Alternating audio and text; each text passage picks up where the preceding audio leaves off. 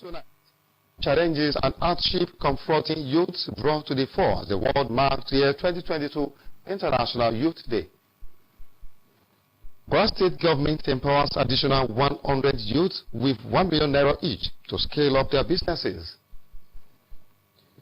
Commercial activities gradually picks up as Ohabili Bridge in Moro local government area of Kwara State linking Oyo State receives government attention. Plus, tip it from the world of entertainment and sport. This is News Tonight, coming to you live from the studio of NTA ILORIN. Good evening and many thanks for joining us. I am Ahmed Fulani. International Youth Day, which is observed on August 12 every year, is an awareness day to draw attention to various issues affecting the youth. In this report, Fumilayo Familuni takes a look at the challenges facing the youth and government intervention as the world marks year 2022 International Youth Day. The International Youth Day is celebrated to showcase how the engagement of the younger generation in formal political mechanisms has the potential to enhance the transparency of political processes by decreasing democratic deficiencies. Apart from encouraging the youth to participate more in politics, the day is also used to encourage them to engage in productive ventures. Oluwatobi Ayontunde ventured into fashion designing due to his inability to secure a government job after graduating from higher institution. Low patronage, insufficient capital, and lack of support from government are the major challenges some entrepreneurs are faced with in Ilorin, the Kwara State capital. I don't want to depend on anybody, maybe a friend or my parents. I don't advise youths of nowadays not to go to school, but if you are going to school, try to have your handwork as plan B.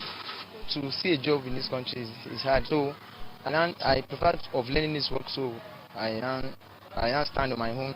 According to the Nigeria now, you need to have handwork. This development took me to the office of the Commissioner for Youth in Kwara State to find out government intervention to address the plight of the youth. The IPADEC has deemed it fit to collaborate with the government, that's from the federal level to the state level, to reduce the level of unemployment to the youth, which different schemes were being anchored by the states and the federal government to curtail the problem of unemployment in the state. The theme of the International Youth Day 2022 is Intergenerational Solidarity, creating a world for all ages. Fumilayo Familoni, NTA News. Meanwhile, the Kwara State government has empowered another set of 100 youth with 1 million naira each to scale up their businesses under the State Social Investment Programs, QUASIP. Governor Brahma Brazak, while presenting checks to the beneficiaries, urged them to make judicious use of the grant for an inclusive development. Abdulhafiz Alaya has the details. The program tagged Kwarapreneur 2.0 is in continuation of government support to small and medium-scale enterprises in the state, aimed at creating employment and reducing poverty among the youth. The grant, according to Governor Abdulrahman Abdulrazak, will not only assist in boosting microeconomy, but also keep the youth out of violence crimes and reduce unemployment. To him, there is no better way of celebrating the World Youth Day than meaningfully engaging them for personal and national development. We need to concentrate on human capital development. This is why we must not lose the conversation around the inclusion, growth, equality, engagement, and empowerment of our young people. Our administration has a reputation for listening. listening to, encouraging, and empowering young people in every practical sector. Many of our projects speak to that. And this is an example of what we need to do in the inclusion of youth in all our programs. Anna Abuka, a bag maker, was skeptical of the program until she was enlisted as a beneficiary of the 1 Millionaire Advance, which according to her is enough to turn around her business. It's real, it's real, my dear Frederick. Just keep on praying and ask for mercy. I received mercy today. I'm very excited. And I want to use this money to expand my business. Fashion designer. So I'm trying to use this money to get a machines. And then the one that will get different designs that I will help my business. Panelists and other speakers at the event lauded the government's commitment to youth development as they offered the beneficiaries some recipe of building successful businesses. Abdelaziz Alaya, NTA News.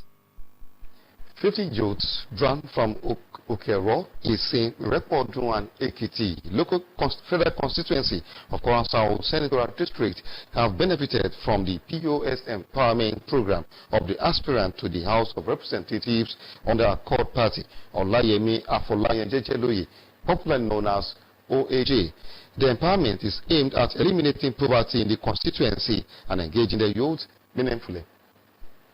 Empowerment is the third in the series by the Accord Party's candidate for Isin Irekpodun, Okero and Ekiti Federal Constituency at the 2023 general elections. Olayemi Afolayan Jejeloye. The empowerment is born out of his passion for youth entrepreneurship, which will in turn make them productive and improve the country's gross domestic product. This is a very simple way that we can use to engage our youths and steer them away from crime and from bad things, and they can also become useful to themselves and useful to the society. He harped on the importance of PVC's collection, stressing the need for people of his constituency to vote credible candidates who will embark on masses-oriented projects when elected. This time around, our vote is going to count. Please, let's get our cards and let's go out there and fulfill our civic responsibility. People are fed up, they've suffered, and people now want a new lease of life. And to do that, you have to get a candidate that will be able to meet one-on-one at any point in time.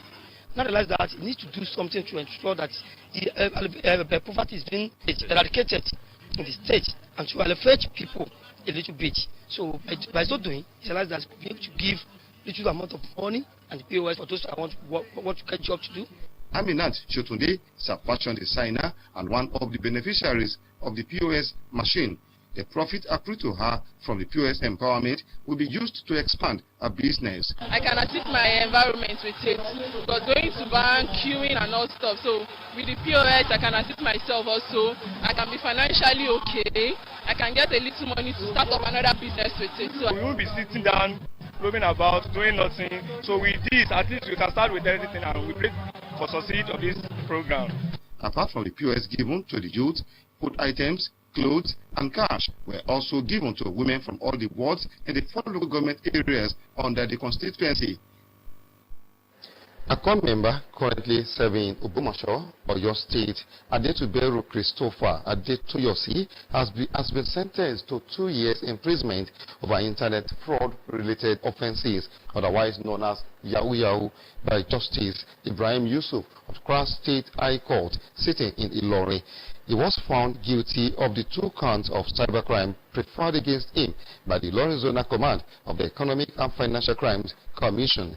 Consequently, Justice Yusuf, while sentencing Adetuberu, ordered the forfeiture of a 3-bedroom flat acquired with the proceeds of the illegal activities, a Lexus car, different brands of phones, and a laptop, which are instruments of the crime, as well as the sum of 921,535.49 kobo in his bank account to the federal government.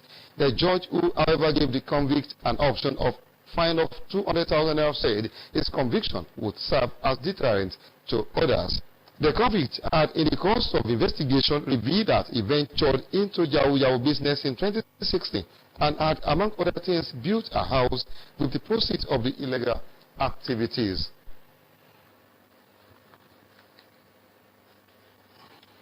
Muslims have been urged to utilize their time in remembering Allah and be productive.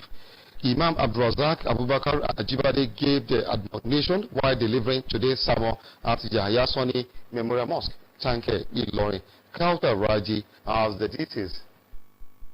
Maximum use of one's time for Allah's sake is one of the attributes itemized by the Imam as good attitude of a Muslim. The Imam urged Muslims to spend from their wealth, knowledge, and position to assist the less privileged in the society, adding that their rewards are with Allah. صحتك قبل سقمك. Your health, Allah gives you a good health. You have to use it in a good way. Utilization of our time is not just by the way you wish. You should utilize it in worshiping Allah, utilize it in saying good things. Also at Alhamdulillah Jumat Mosque, Flower Garden, Ilorin, while delivering a sermon, Imam Mustafa Zakaria urged Muslims who are in positions of authority to rule with fear of Allah and embark on masses-oriented projects that will benefit the citizens. Some worshippers spoke on the lessons learned from the sermons. They have reminded us what is our role. And we should not just know that our role, we should know that whatever role we are able to play, we are going to be accountable to someone. You have to serve the people and be of a good example. You are leading the people, you have to respect your people that you're actually leading and lead them to the right path.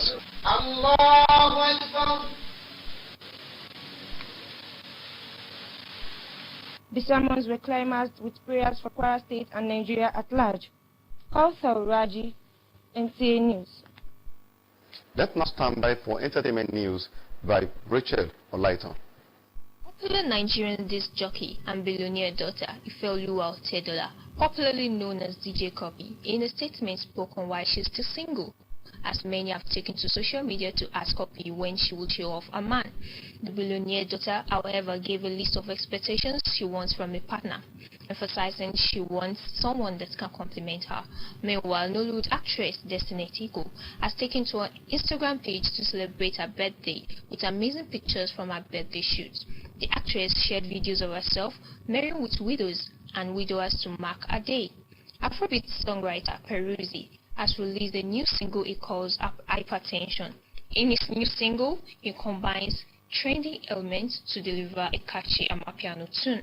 Rachel Olaiton, NTA News. And on sports news, David Atuta's sports tidbit is hereby presented from our studio.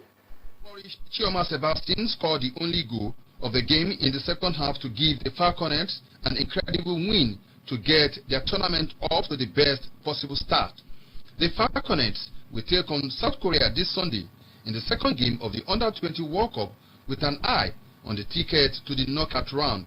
In another development, the 2022 World Cup will start a day earlier than the previously planned date, as the host, Qatar, will face Ecuador on Sunday 28th November. The game was initially fixed to be played on the 21st of November.